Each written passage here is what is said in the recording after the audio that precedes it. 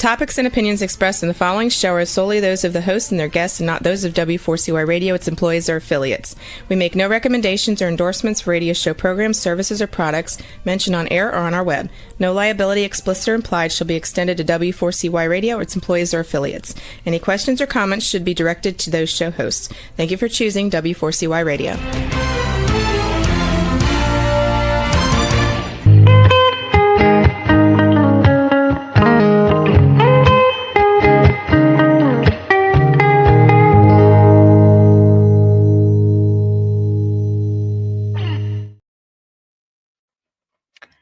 Hello and welcome to the new episode of Mindfulness in Action. And today I will be talking to Frederiek Stapel. The episode title is From Knowing to Living. And in general, Mindfulness in Action is the place where I connect with people who embody mindfulness, and we talk about the practice beyond the cushion, on how they apply it in their personal and professional life. So a little bit about Frederiek before you get to know her in person.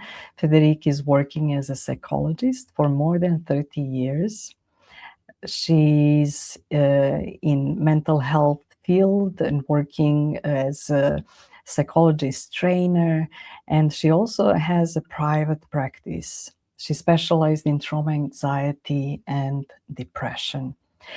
She's also chair at Vipassana Haarlem in Holland, and is also board member in AMBA, Earth Alliance of Mindfulness-Based Associations, where we met and we are currently serving the community together. And so I would like to officially welcome Frederiek. Hello. Hi. It's really nice to see you in this setting. We never met really in person. That's what technology, how technology supports us. And but I'm really thrilled to welcome you as the guest on this show. And I usually begin with a question, now that I introduce you professionally, who you are. How do you introduce yourself? If there was anything that you would want to add to that, or who is Frederiek when you meet her? That's, of course, a big question. And hi, Dalida. Thank you for being here. And yes, I think it depends who I am, on the conditions and where I am, which role I am. So that makes it a difficult question. But of course, when we are talking here, I'm a psychologist who is also a meditation practitioner, and try to combine this. And it gives me a lot of joy and gratitude to combine it. Like the Western thinking and the Eastern thinking. Gives a lot of inspiration and also a lot of frustration when it comes to my field of work, which is the mental health. So tell me about that. I mean, I know that there are all these perceptions that mindfulness is the answer. And gives a lot, but I like to touch on the little pain points as well of that, so that people have a clearer picture. And I'm really curious about the frustrations in that field that you might be facing. Maybe you know this. You can agree with me that this can be a difficult field, and also a field of joy and new perspectives. I think when you look at the cognitive part, which I've been for a long period in my life, very cognitive and thinking. I like thinking, I like talking, I like reading books, I also feel dependent of my thinking, it gives me a kind of safety. But when you come in certain situations in life that it doesn't work to think. It doesn't work to ponder, to worry, and you get perfectionistic, or you get lost in all this information. That can be a breaking point, but you before that, before you, if you have no suffering about your thinking, if you like your thinking, if you enjoy what you are thinking, then why should you meditate? Why should you be frustrated about that and start to feel your body and start to feel your surroundings and your sense contact? So that took a while for me. I think it took till I was, 40 years old or something, that I really needed another way to look at it. And it was in different crossroads in my life, like becoming a mother and having little children with all the worries, having frustration about my clients that were not progressing in therapy, about the mental health system that was overloaded, became overloaded at a certain point in Holland. A lot of frustration around me, people with burnout in my field, and me suffering from my health that left. And of course, what we all meet in life is losing a parent, losing a good friend, having mourning processes. So then the things began to crack a little, and the thinking helped me. So I think that's this point, and maybe you can imagine this from your own life, that there are certain points that we are not helped by our brain, by our state. I mean, absolutely. I strongly believe that when we mindfulness practitioners, when we meet each other, we know that in the background there was a turning point, and that only the amount of suffering equals the depth of the practice that we have explored, and the determination to stay connected with the practice as well. And you mentioned quite a few very real points, very that are true for many of us, and definitely some of them we are going to face no matter what, like death of a loved one and mourning. And what I would like, as we begin to unpack and explore your experience in the mental health field, can you bring a little bit understanding of how does one become aware that there is a crack in thinking, that something is not quite matching, so that a new system needs to be found?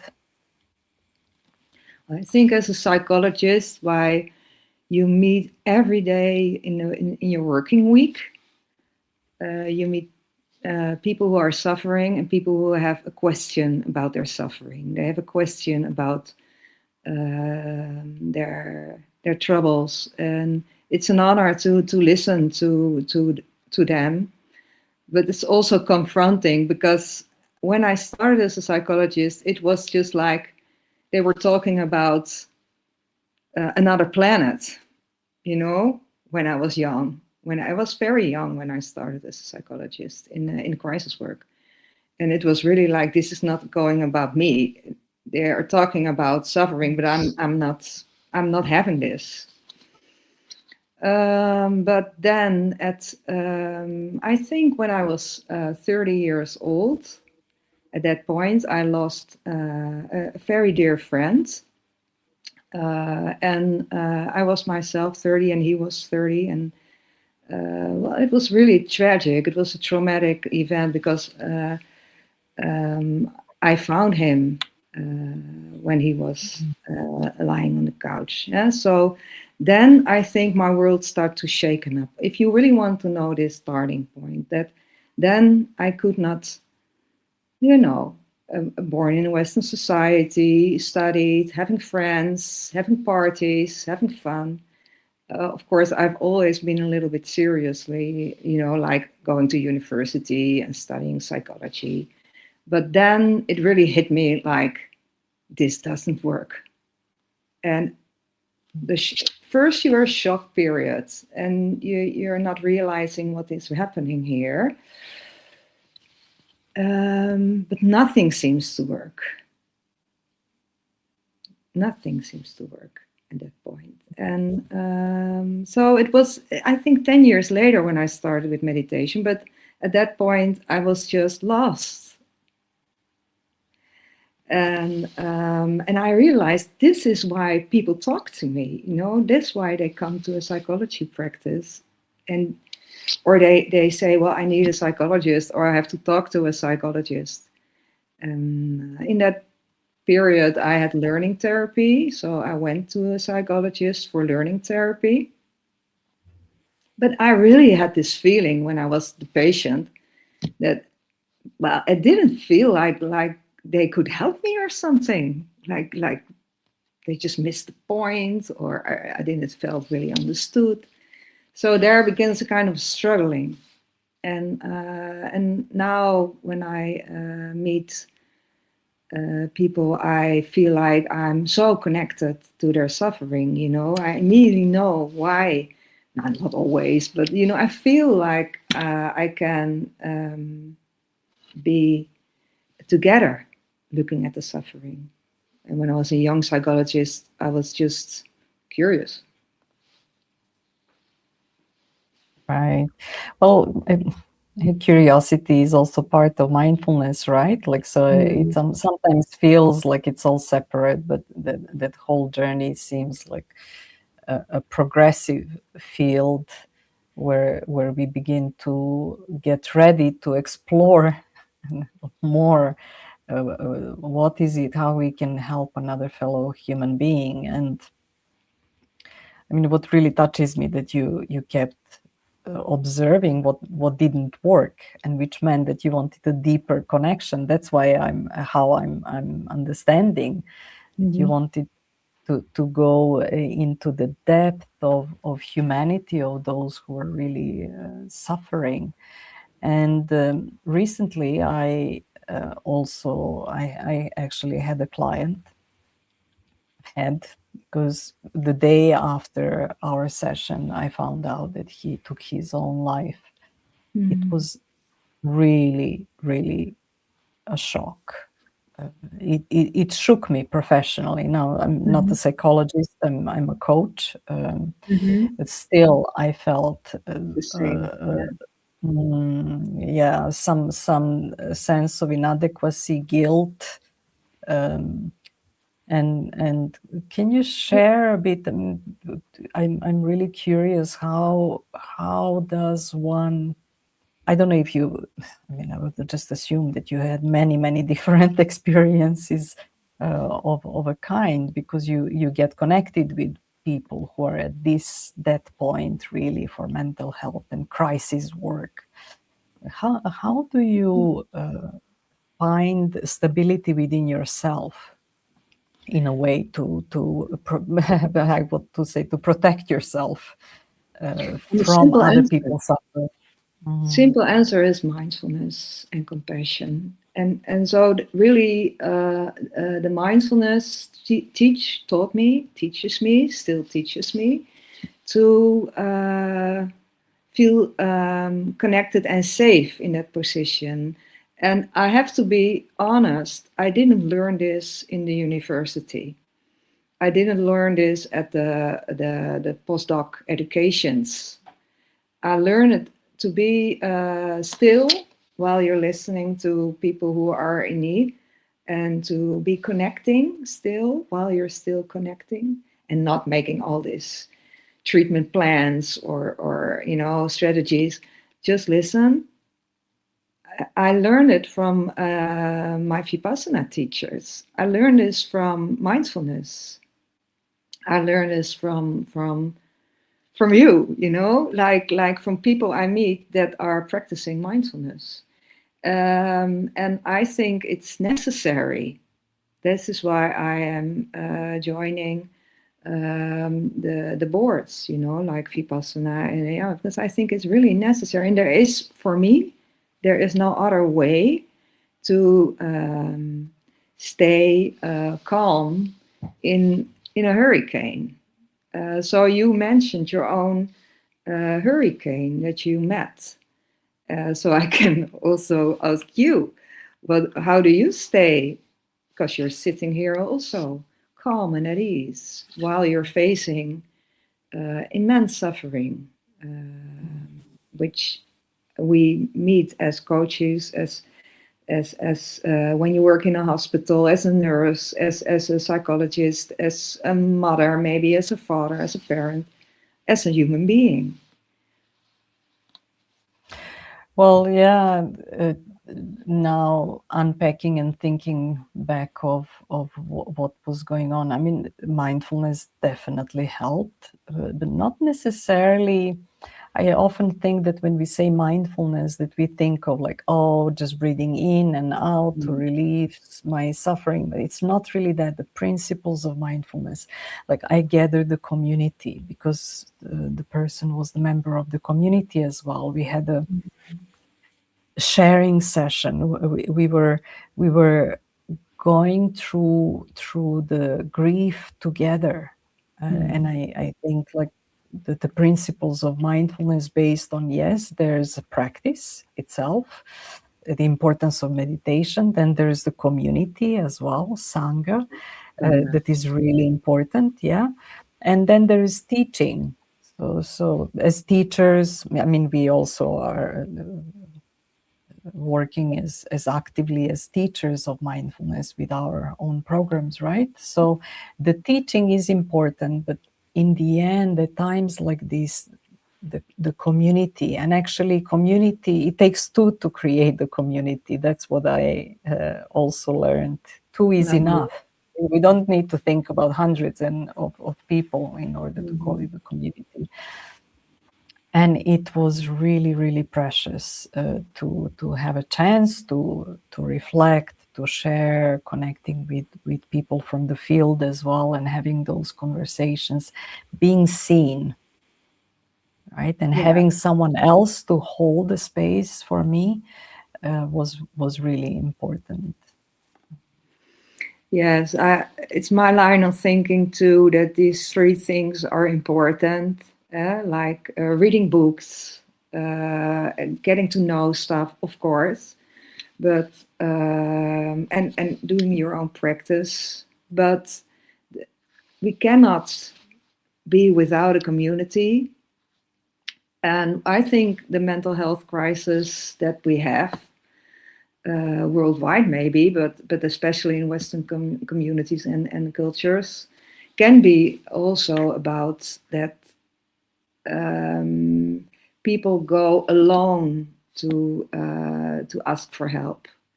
Something doesn't work in the family structure or anything, and then they say, well, maybe you need to see a psychologist or a coach or go to the GP, and they go alone.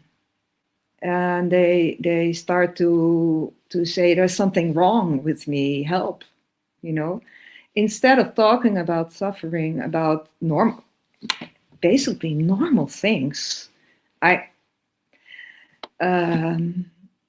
People get more normal all the time, or I'm getting more, deranged. I don't know, but this is my feeling, and I really love to invite the people around, because I think this is not a good thing that we're fixing our mental health or health problems on our own, even when you are having a serious health problem. It touches also your family structure. So what you're saying about community, I think it's very important. And I learned this from the Sangha in Haarlem, how important that is, that we sharing together. And and it really is gives very good energy to hear in mindfulness trainings too. Like, you're hearing that you're not alone, that everybody is feeling a little bit like all day, like a little bit, not really good. Well, is it the weather, or is it this winter? The car is not working. Children are maybe not happy, or anything, like this casual, basic stuff of life that we're all sharing the whole day. And it's a good thing to talk about it, to be normal about it, that we all have this. So I love that you said it. Yeah. It's so true, and I know that with the whole social media that used to be a really big talk, I think we are getting used to it now, and going in a way into some extremes. In one side is presenting life as beautiful and all these amazing places and how people are getting around and getting rich overnight and all of that part. And then we have another extreme where people are actually becoming very open and vulnerable about their mental health, the suffering. We have so many resources. It's so easy to go on many platforms and get free education about mindfulness practice, about the self-help. Whole industry has exploded. I mean, like, information is really, really out there. And yet I have a feeling that the mental health crisis is increasing. So you mentioned at the very beginning, it's not about the mind intellectualizing, right? Like, the mind understands. So what is it, in your opinion? We have all of that information out there. I don't think that in terms of the practice or principles, we can share much and anything new, that is not already said out there. How come that there is mental health crisis, even with all of that possibility for us to learn, know, and find a new way? Yeah, from my experience, it's the social media is more about success than about failing. So it's not really about suffering. It's about becoming more successful, or more cognitive in a way. And so I think it's a kind of information. You can get a lot of information, and information is good. I use also for information, like we use Google. It's wonderful, It's like a big library. I can connect with you, and so I see all these pluses that are very strong, and I think that is really working very well for us as human beings. But on the other hand, it feeds a kind of delusion or illusion about success. So it feeds like a sort of chronic not being satisfied with your life, of course. And a lot of people mentioned this already. And it's very difficult to not get caught by it, and by being, feeling this kind of that you're not satisfied, or that you need more, or that you start craving, or that you start longing for better life, and feeling insecure about your own life and about your own person.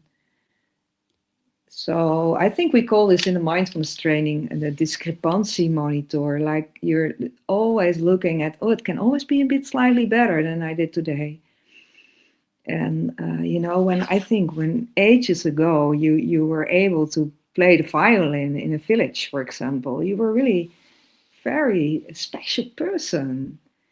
And now you start comparing yourself on YouTube with all these big violin players around the world, and you think, whoa, that's a long way.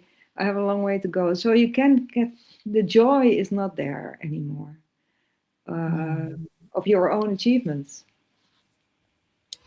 And how is it when someone comes to see you professionally? Do they know about mindfulness beforehand, or is that are you often the person who actually introduces them to mindfulness? Well, it's really you see now that everybody knows about mindfulness, but when I started, it was still not that at that point. But the cognitive behavioral therapy combined with mindfulness, you don't have to mention mindfulness at all. You just work because cognitive behavioral therapy looks a lot like mindfulness because it is about conditioning, the mind that is conditioned. And now is the cognitive behavioral therapies are internally not wired to look at the conditionings. They are trying to rewire the stuff. And I think that at a certain point, we realized in the field that that was not working. Like you cannot change your thoughts. You cannot change a negative thought into a positive thought. We really have been trying this for ages to try to say to people, you have hey, try to think another way around. So there is, but it is connecting. So the mindfulness is really a little adjustment in the therapy. It's not a big adjustment. Of course, when you do the mindfulness training, it's a different story. Yeah, you need the body scan, you need yoga mats, stuff like that. But in the therapy session, it's only a paradigm. It's only a shift in perspective.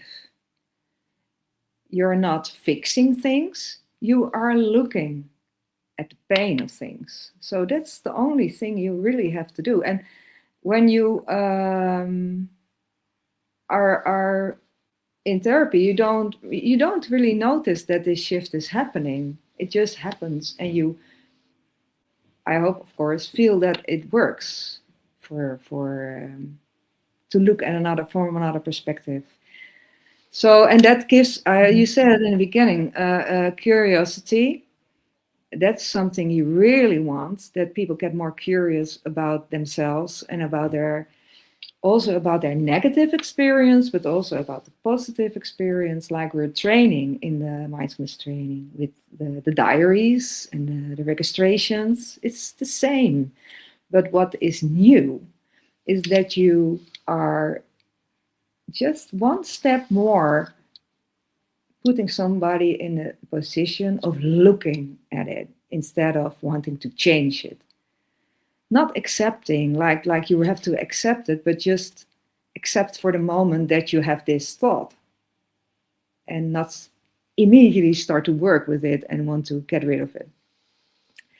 So I think this is also the training I give to cognitive behavioral therapists who are educated. And so my realization was that cognitive behavioral therapy, which sounds very cognitive, is very close to mindfulness-based therapy. It really connects. And that's amazing to realize. What is the perception when people come, those trained therapists, and you bring mindfulness into their that's maybe a scope of perception of how their approach could evolve. Is there resistance? I mean, I know they probably come on their own will and they're already curious, right? So, but are there any challenges that you meet with people in the mental health field when it comes to exploring mindfulness really as a connector of all these disciplines and seeing how much it is at the core? Mm-hmm. I learn a lot from the mindfulness teachers, and also from the acceptance and commitment therapy. That and of course my teachers from the cognitive behavioral therapy. That when you want to approach pain, then you have these layers, and you have layers of resistance. Of course, you know, nobody wants to feel pain. So, but you're like, there's this kind of turning point also in acceptance and commitment therapy. You have to, because it's not, you cannot cope anymore. It's like, the same that when I was 30, that I was just lost. You are just in a kind of radical moment, that you, in a crisis moment, really, that you have to. And then I think when therapy has always been about, of course, about pain, about psychological pain. And I think the difference is, what I learned from mindfulness is to respect the resistance, to respect the speed that it goes, and that it's your own responsibility. I really like that about mindfulness, that it's your own responsibility. And the people around you can, of course, sometimes help you or guide you or advise you or train you, like a mindfulness trainer can train you.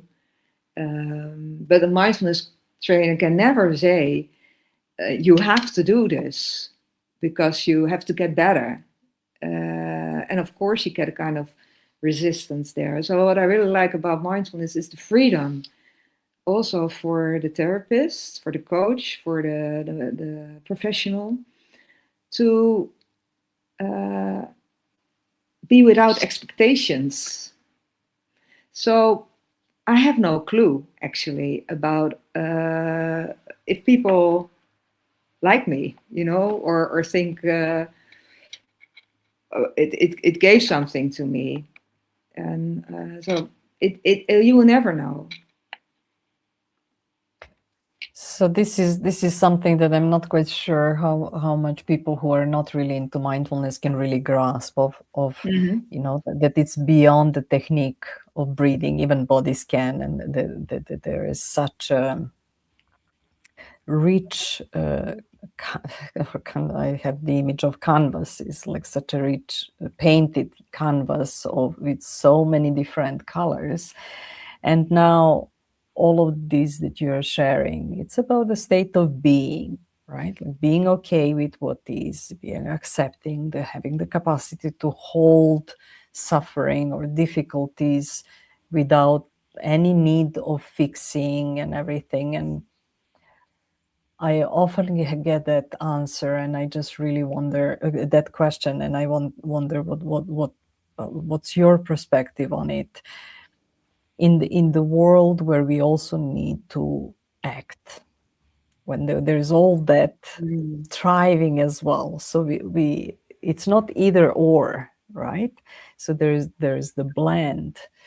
But how do we know when is the right time to go into action as well? And it's like, look, all of the things, I mean, you're saying is like, yeah, it's just be with what is, but look how engaged you are. And it doesn't mean that you're sitting and just not doing anything. On contrary, right? So how do you bring that in to your clients, to your community? Like, where is that balance of these two action that comes from within, but yet not really forcing the action, right? I don't even know how to explain it, but yeah, I'm sure you know what I mean. Yes, and I can only share my own experience, like my own suffering and the working here. So with suffering, that I think what I learned was that first, of course, and I think you had the same. It was mindfulness all along, and then I missed something. I missed, and I still in process of like you're aware okay, you have negative experience, you have positive experience, you can be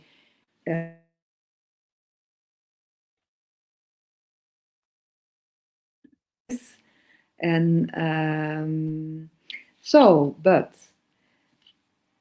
the compassion that comes, I saw it happening, because when I started with mindfulness years ago, it was only about mindfulness, mindfulness, mindfulness. And then suddenly this word of compassion entered the fields, like teachers were saying, with compassion. And so I got really triggered by this compassion word. And it wasn't really making a click at the first moment. I thought compassion sounds like the Catholic Church or something. And so I didn't know. And I had resistance myself. So I did this study with this 2-year education of Christian Neff and Christopher Germer very well. And they were talking about backdraft. I thought, oh, okay. Well, this is serious. I have backdrafts. And so this is, I think, when you want to be engaged after the mindfulness processes, you need compassion. Or else so first you have to be compassionate to yourself, what I learned. And then you can see the right view to be in action. You say mindfulness in action, but which action? You have to choose wisely. Action. And you first need mindfulness to choose. I'm very curious what you are thinking about this. Yes, it's true. I mean, it's like you really, just like yourself as well. I was also, when somebody told me about compassion, and I was thinking like, oh my God, like what are you bringing now in? But then the comment was also like, Dalida, you're really not compassionate toward yourself. Mm-hmm. So which I admitted that was the right comment. And then I also went and explored exactly the same program, and with Chris Germer and Christine Neff, and what another concept. One was backdraft also that really touched me, but another one was the spiral of learning that comes from striving, and then disillusionment, and then the third layer being actually radical acceptance, right? And I see myself constantly going through that loop, and so the striving where I'm really trying to get somewhere. So that's when I find myself going into the action of wanting to fix myself, wanting to be better than what you all already shared, that is so present in the world with the social media and comparison and everything. And then when I find myself in that disillusionment phase, when it's like, oh, mindfulness is not going to fix me. It's like there's this like deflated balloon type of feeling, right? When I'm thinking like all that practice and it didn't fix me. I'm like, here it is. I'm meeting myself in the same space, and then realizing, oh my God, I was striving. I was really putting too much effort. And then coming to that place of radical acceptance, when you say, when I can choose wisely, and I think it just keeps going. It's like meeting my own humanity on in between these like 3 phases or the spiral. It's not the linear work, but I keep being surprised when I find myself. It's like, there I was just forcing the action. And I didn't see it, right? Like, and that's why I appreciate working together, because we can see each other. It's so difficult to see myself, right? or see oneself. But when we are then in community of people who are sharing the practice, I think that those wise actions are much easier to bring, because we can remind each other when we get in a trap, in a way. Yeah. Does that resonate? Well, what I'm thinking is that, of course, you're mentioning social media, but we are like also then we have this world suffering. We have this every day. We see that the world is suffering every day, and we cannot say I don't want to see it, because then it feels a little bit like, well, you're stepping out of it. You're part of the world, and this is a puzzle that I hope you fixed, but I didn't fix. I don't know, and I comfort myself by, okay, well, you do your psychology work, you give mindfulness training and compassion training, and you do some voluntary work, and but still it doesn't feel like it's really, mind-blowing or something when you see what an immense traumas daily are presented on media to us all. And it, of course, gives the question to us all, what are you going to do?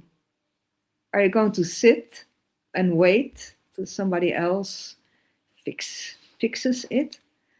It makes us responsible when you look at it. When you look at the daily news, I feel responsible in a way. I know this is a delusion, but it's difficult not to feel it every day. That I did something wrong, or did I forgot to do something?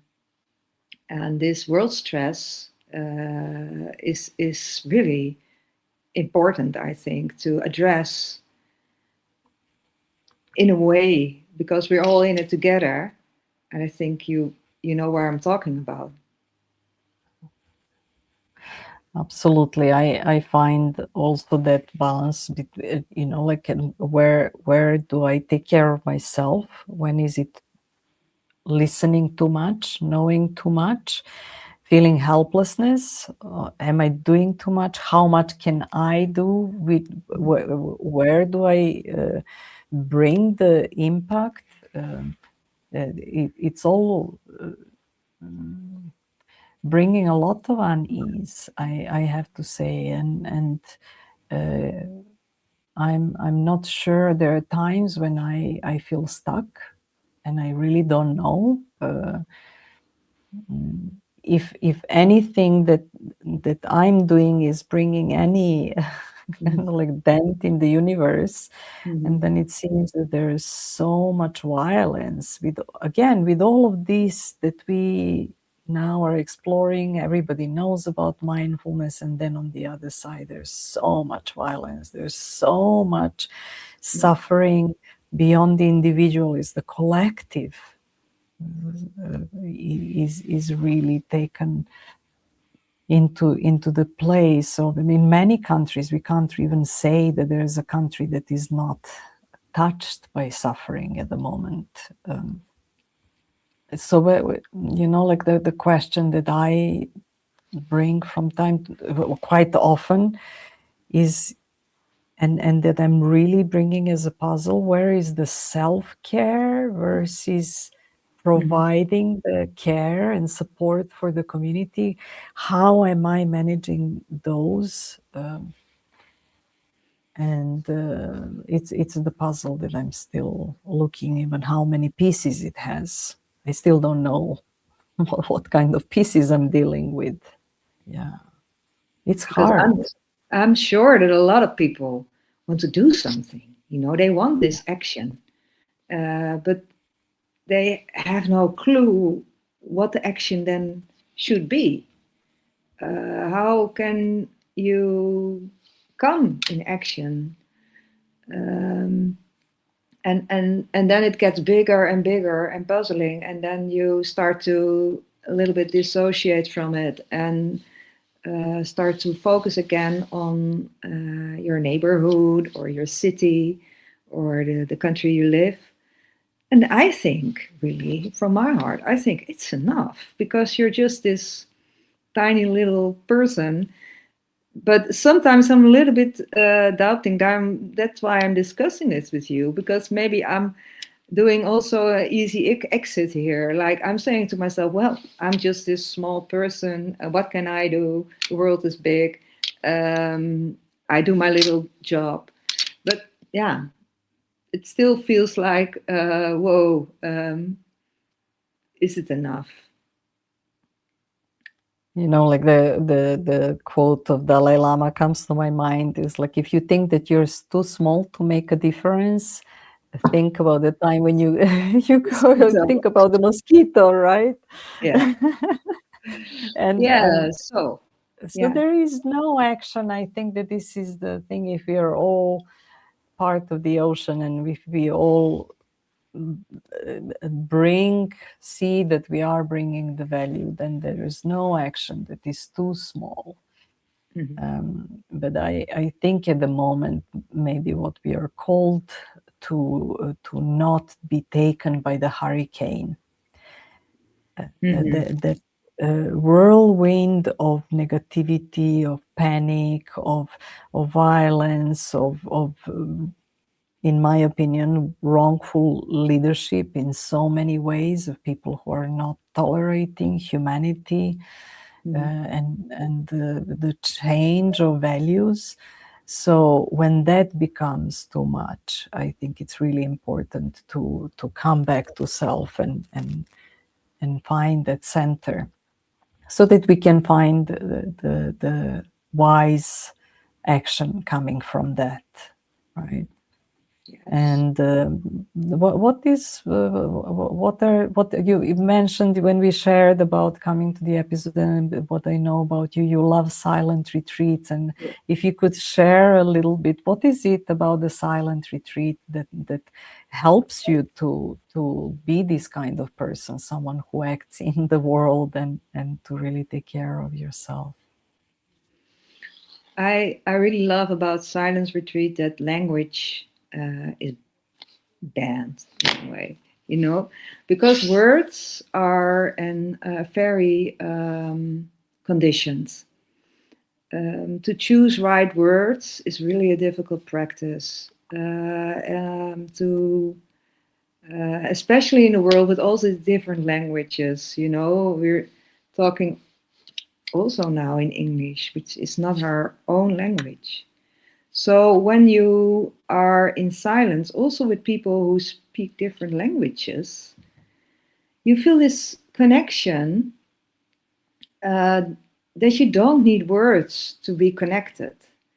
And this is really growing in a silence retreat, because then you really feel connected. Every day you feel more connected. You get attached to the yogis that are around you, and their eating style, and their shoes, and the way they do the walking meditation.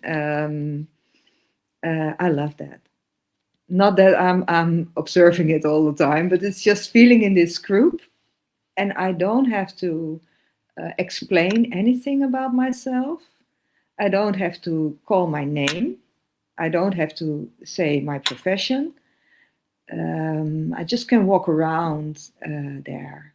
And I also love about the silence retreat that, and sometimes it's a city retreat, but it's a lot of times also in the nature. So you can have this connection with nature too. Yeah, it's really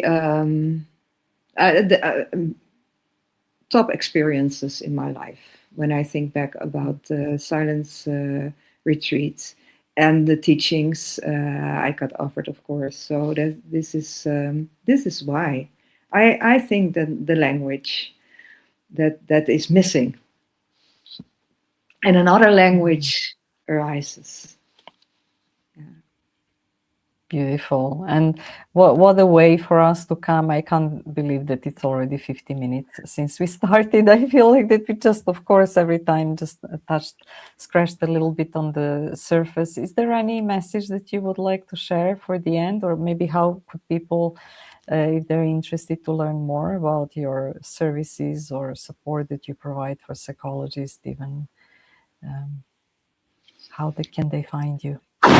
Well, I think my main point, I'm working it with myself. It's my own experience, and is that I really think that words you're saying to yourself, you really should be careful to that.